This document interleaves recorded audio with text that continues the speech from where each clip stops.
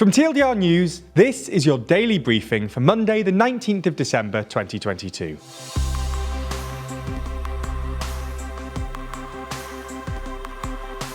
Good afternoon. In today's Spotlight story, we run through Elon Musk's Twitter poll on whether he should step down as Twitter CEO. This isn't the only thing happening in the world though, so we'll run through three of today's other important stories. And in our exclusive Nebula section, I sit down with TLDR CEO Jack and discuss Musk. But first, will Musk actually step down? All the way back in January this year, Elon Musk began purchasing Twitter. By April, he commanded a 9.2% stake in the social media platform, which made him the largest shareholder. In April, he continued to purchase shares in the company, up until the 13th, when Musk made a $43 billion deal to purchase all shares. He swiftly fired top executives and appointed himself as CEO. He then went ahead with instituting huge changes, the most reported of which was the changes to the Twitter verification system and the new emphasis on free speech. Then, over this weekend, Twitter abruptly implemented a new not particularly free speech policy to ban the free promotion, meaning tweeting links to, certain other social media platforms including Facebook, Instagram, Mastodon, Truth Social and others. The policy was met with dismay, annoyance and backlash. People were annoyed that it appears to have been hastily introduced, poorly explained, and left people wondering whether they would face suspension for simply tweeting "follow me on Mastodon using this link" or "I'm on Instagram with this username." In an apparent slight contradiction to the official announcement, Musk tweeted that casually sharing occasional links is fine, but no more relentless advertising of competitors for free. Anyway, ultimately the details don't even matter anymore, as less than 24 hours after the policy's introduction, it appeared to have been reversed as the tweets and blog posts announcing them had been deleted. Around this time, Elon Musk tweeted a poll with the question, "Should I step down as head of Twitter?" adding that he will abide by the results of the poll. 12 hours later, and 17.5 million votes later, the result is clear. 57.5% of those who voted said yes, Musk should step down as CEO, and 42.5% said no. Aside from tweeting "be careful what you wish as you might get it," Musk has not said much about the poll at the time of writing, so we don't know exactly what he'll do. There has been some speculation that regardless of whether users voted yes or no, Musk would have stepped down as CEO in due course. After all, Musk reportedly said in November that he didn't want to be CEO forever and would find someone else to run Twitter over time. If he does do this, he would obviously still be the owner, but the day-to-day running of the business would be left to his successor as CEO. A new CEO would usher in a new, calmer, less chaotic era for the social media company, but that depends on who Musk would appoint.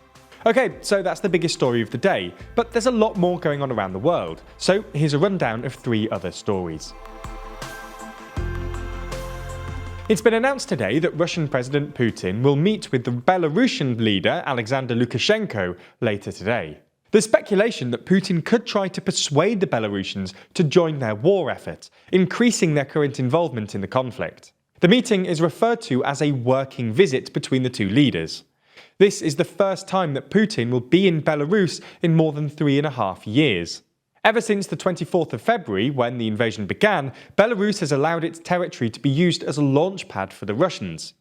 Belarus is yet to send any of its troops to Ukraine. If Belarus does decide to enter the war fully with the Russians, it could mean another front opening in the conflict. In anticipation, Ukrainian President Volodymyr Zelensky has said that his country is ready for all possible defense scenarios against Russia and its allies. There's more on the way, but be sure to subscribe and ring the bell to make the daily briefing part of your daily routine, or just search for us on your podcast app to listen along. On Saturday, the North African country of Tunisia held elections to choose a new parliament for the first time since President Kais Saied shut down the legislative body in July 2021. But amid a boycott of opponents of the president, just 8.8% of eligible voters took part in the election, which they decried as a fiasco.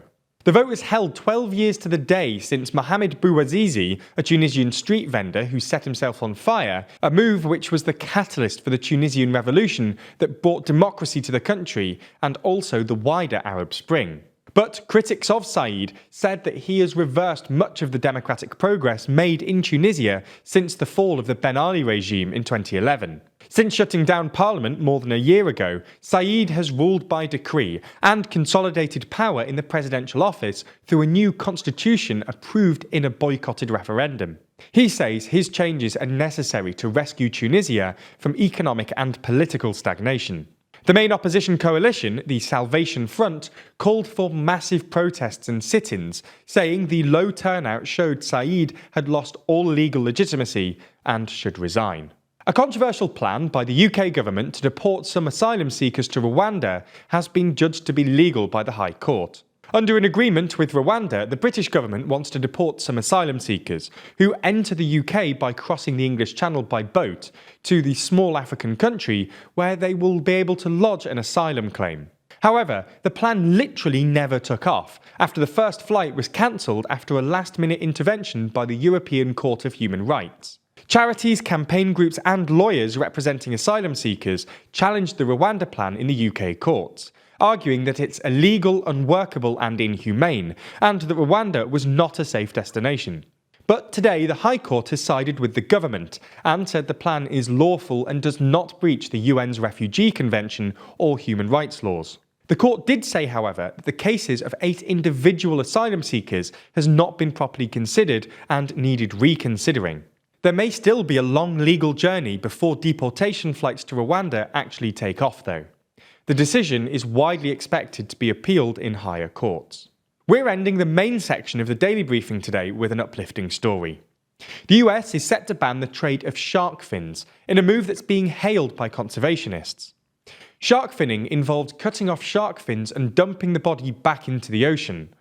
The actual practice is illegal in US waters, however, a considerable amount of trading of shark fins happens in US territory. The new bill, which is expected to be signed into law by President Biden, will ban Americans from possessing, buying, selling or transporting shark fins or products containing shark fins. That's all we have time for on YouTube, but if you want to see our discussion of Elon Musk's decision to poll his Twitter followers about whether he should step down as the head of Twitter, then watch the extended ad-free edition of the Daily Briefing over on Nebula. Now might be the time to do it, as there's an offer which gets you a year of membership for less than $1 a month.